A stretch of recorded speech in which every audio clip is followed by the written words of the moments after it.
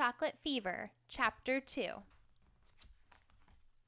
A strange feeling. "Better hurry, kids," Mama Green called from the kitchen. "It's almost 8:30. "Let's go, Slowpoke," Mark said to Henry. "We don't want to be late." "Just one more chocolate cookie," said Henry.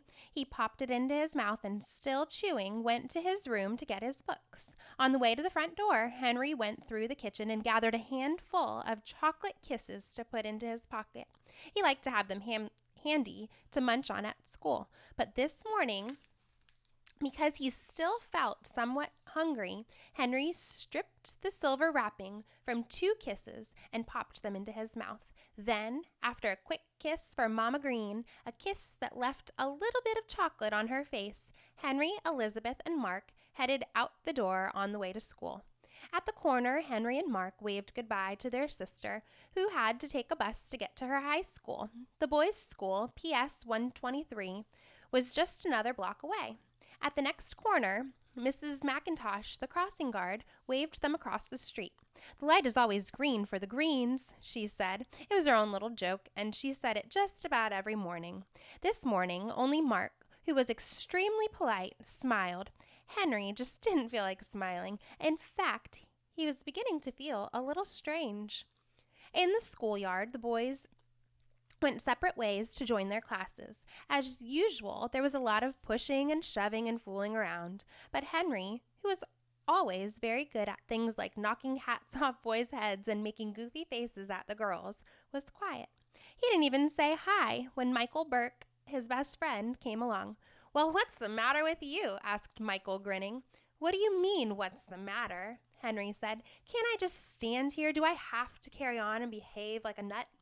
Okay, said Michael. "You don't have to bite my head off. It's just that you're kind of different today." "Not like you at all."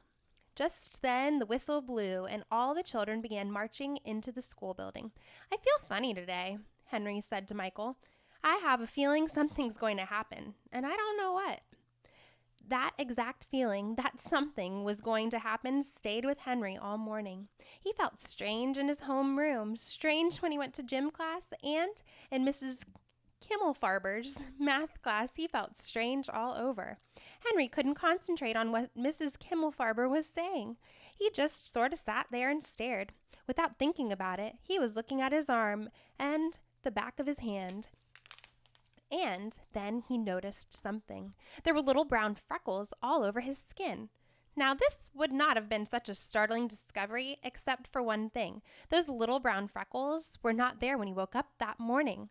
At the front of the room, Mrs. Kimmel was going through the drill of fractions. She was saying, "And if I take 6½ and subtract 1 1/4, what will I have left?" She looked directly at Henry, who was looking directly at his arm.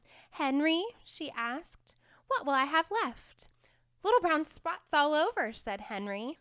And here he is, looking at his arm of little brown spots. Here's his teacher and the math problem on the board.